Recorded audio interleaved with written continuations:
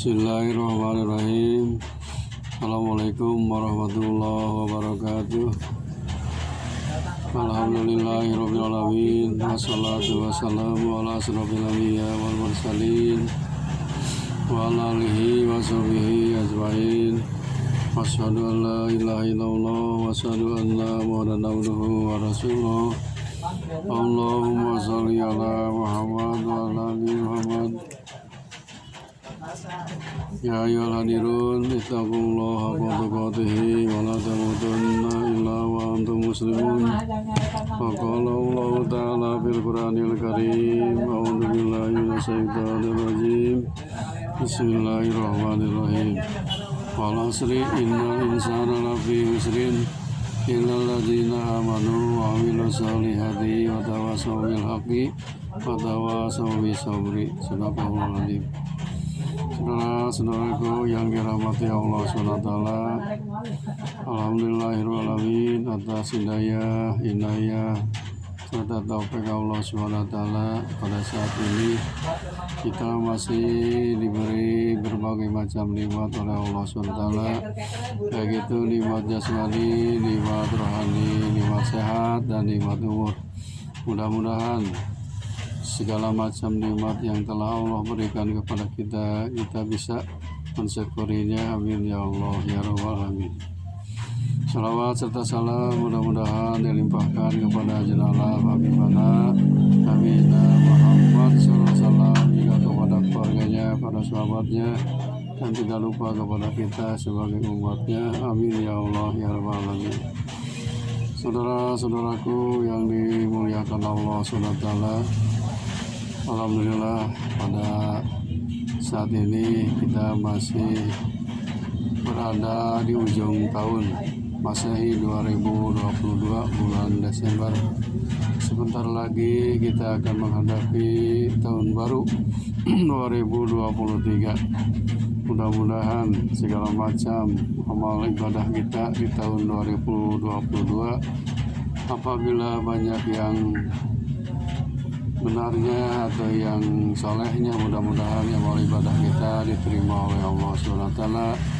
Kalau sekiranya amal ibadah kita pada tahun 2022 banyak yang bolong, banyak yang salahnya, mudah-mudahan Allah Subhanahu wa Ta'ala mengampuni atas kesalahan, atas kekurangan ibadah kita, yang mana Allah Subhanahu wa Ta'ala insya Allah akan mengampuninya asal kita memohon ampun kepadanya.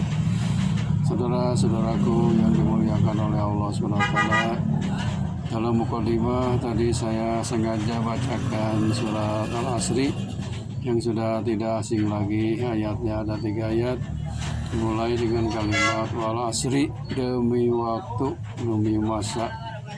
Innal insana, sesungguhnya manusia itu lafi husrin, ada dalam kerugian. Illal ladzina amanu, kecuali yang tidak rugi dan beruntung itu orang yang beriman, wa amilus solihati, dan yang beramal soleh, watawasau bil haqqi, dan saling menasihati dalam kebenaran, watawasau bis sabri, dan saling menasihati dalam kesabaran.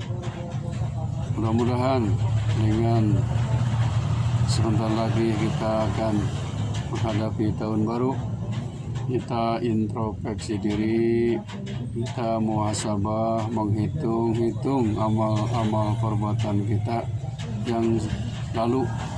Mudah-mudahan banyak kekurangannya kita bisa merubah.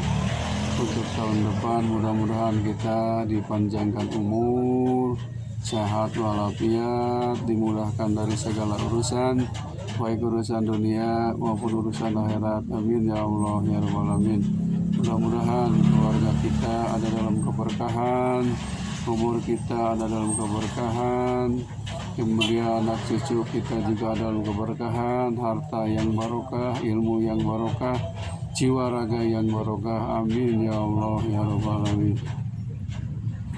Hadirin rahimakumullah, Allah bersumpah dengan demi waktu asar, demi waktu. Mengapa Allah sampai sumpah dengan waw qasam, mau sumpah demi waktu? Artinya kita sebagai hambanya harus memperhatikan tentang waktu, karena dengan waktu ini manusia bisa untung dan bisa celaka. Manusia bisa beruntung dan bisa sengsara karena adanya waktu. Kalau kita menggunakan waktunya dengan sebaik-baiknya untuk beribadah kepada Allah SWT, insya Allah berarti waktu itu bisa menyelamatkan kita baik di dunia maupun di akhirat kelak. Tapi sebaliknya, apabila kita tidak menggunakan waktu yang diberikan oleh Allah untuk beribadah, hanya dipakai untuk hura-hura, berpoya-poya atau bersantai-santai, maka rugilah kita, termasuk orang yang celaka, yaitu celaka di dunia dan celaka di akhirat. Naudzubillahi min dzalik. Untuk itu, masalah waktu, marilah kita gunakan waktu ini, karena waktu ini tidak akan datang dua kali. Tahun 2022 sebentar lagi akan meninggalkan kita. Kita akan menghadapi 2023. Insya Allah di tahun 2023 kita berkeyakinan memohon kepada Allah, minta pertolongan agar kita dalam ibadah lebih meningkat lagi, keimanan dan ketakwaan kita lebih meningkat lagi, dan dalam istiqomah. Insya Allah apabila diniati dengan baik, pasti oleh Allah akan diberi jalan keluar untuk banyak beramal soleh, beriman kepada Allah Subhanahu wa Ta'ala. Untuk itu Rasulullah SAW telah menyampaikan amanah kepada umatnya, yaitu kepada kita ribuan tahun yang lalu, bahwa kita ini harus memperhatikan 5 waktu sebelum datang 5 waktu. Hadisnya yang populer adalah iktanim omsan qabla omsin. Gunakanlah 5 hal sebelum datang 5 hal. Apa itu yang 5? Yang pertama, hayataka qabla mautika. Gunakanlah waktu hidup ini sebelum datang waktu mati.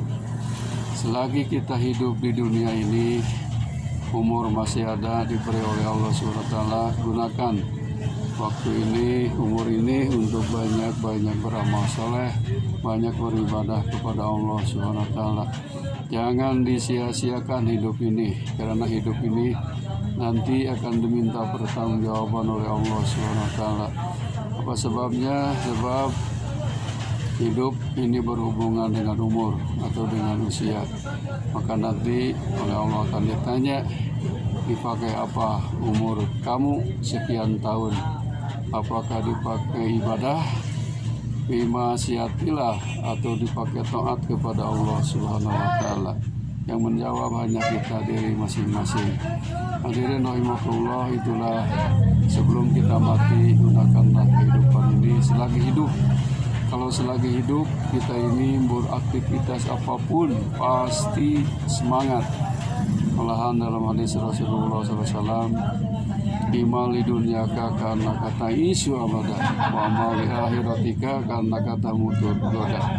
Beramallah, beraktivitaslah, bekerjalah untuk kehidupan dunia seperti kamu akan hidup selama-lamanya, dan beramallah untuk kehidupan akhirat seperti kamu akan mati besok hari.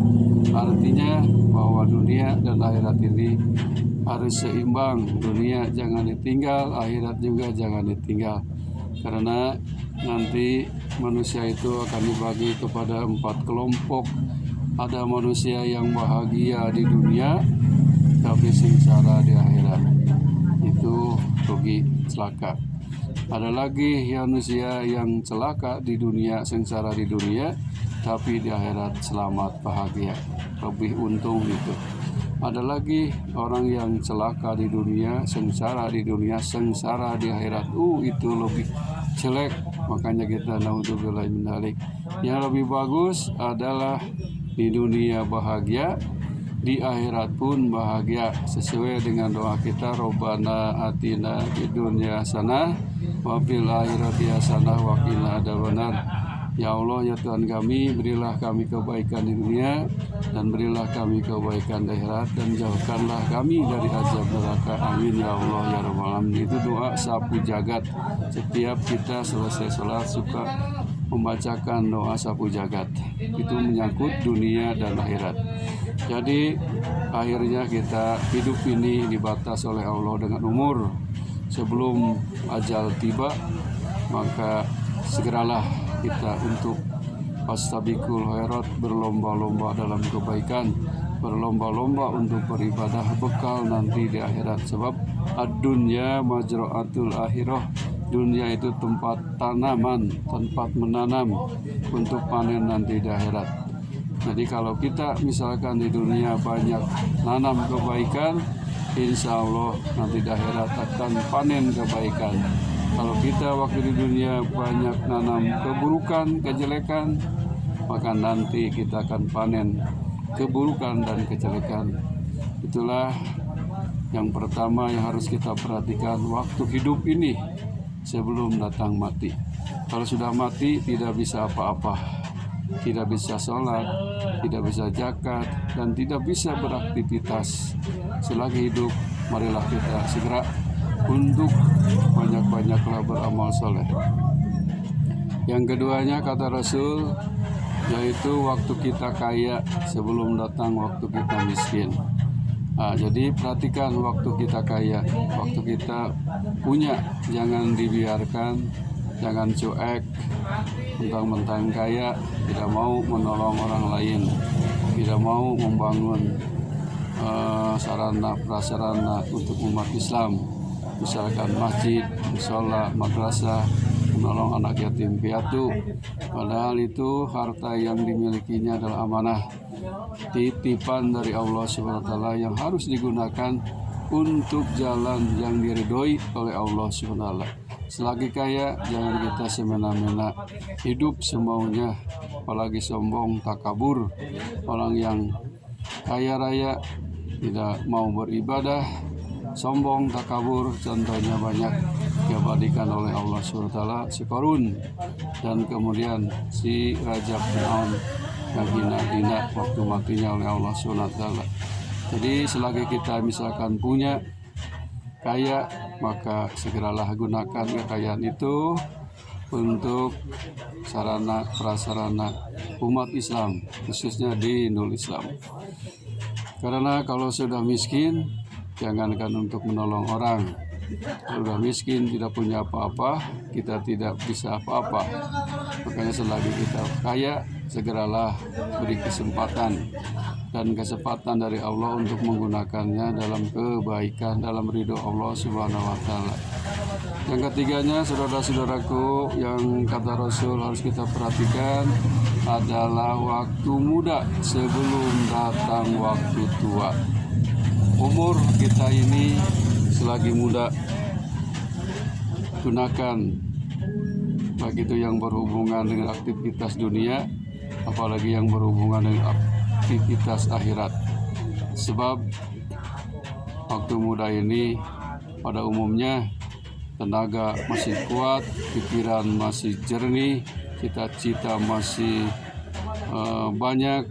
Itu gunakan kepemudaan ini, jangan digunakan waktu muda ini untuk berkecimpung, berbuat dosa, maksiat kepada Allah.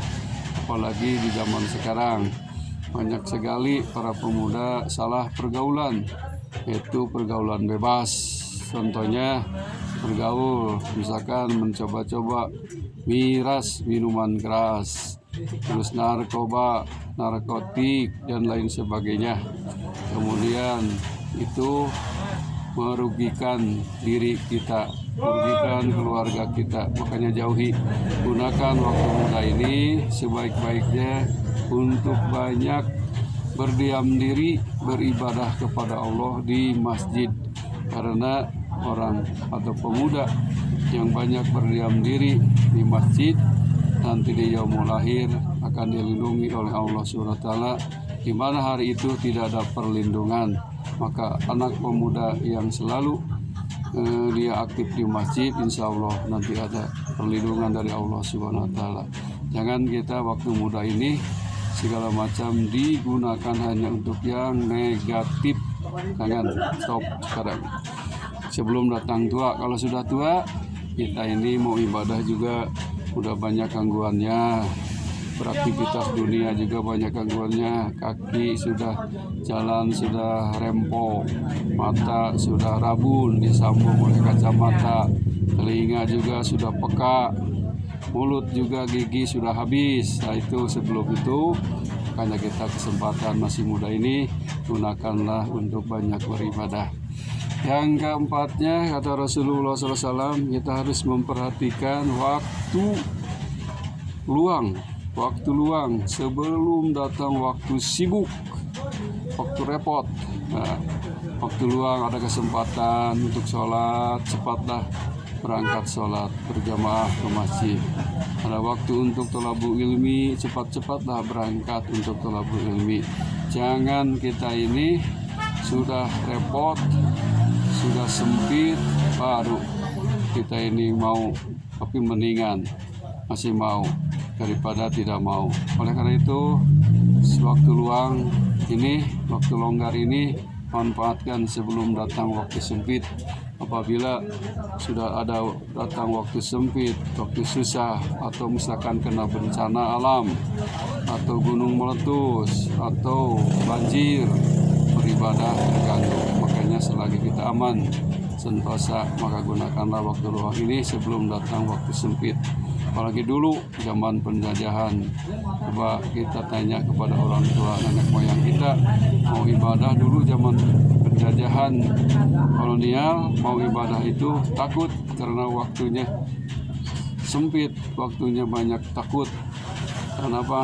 Karena waktu itu tidak ada kelonggaran untuk beribadah. Sekarang alhamdulillah kita ini beribadah tenang, tinggal kita maunya. Mudah-mudahan waktu longgar ini digunakan sebelum kita datang waktu sempit. Yang terakhir, kata Rasulullah SAW, perhatikan waktu sehat sebelum datang waktu sakit, karena sehat ini adalah nikmat dari Allah SWT yang harus kita syukuri. Sehat ini mahal. Contohnya orang yang sakit mau sembuh berobatnya pakai uang, apalagi orang yang sakit parah malahan berobatnya di dokter macam-macam berjuta-juta biayanya ingin sembuh.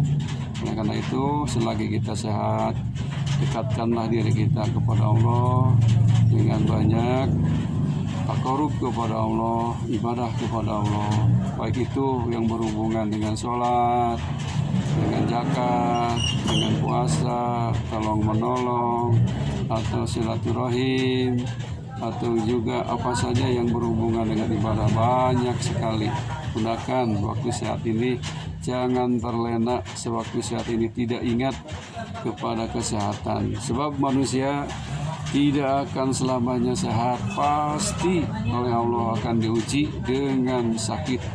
Sakit ini merupakan ujian, sehat juga merupakan ujian.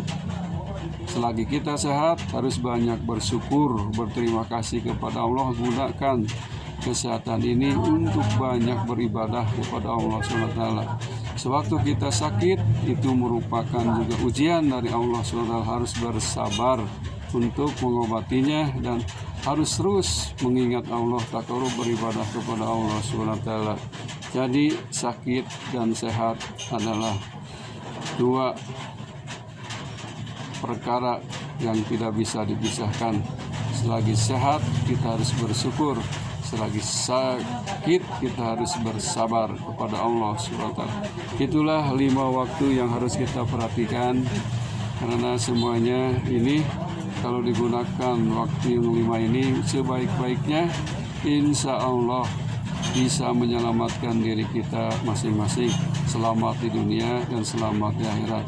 Khairul kalam, wabillahi taufiq wal hidayah. Wassalamualaikum warahmatullahi wabarakatuh.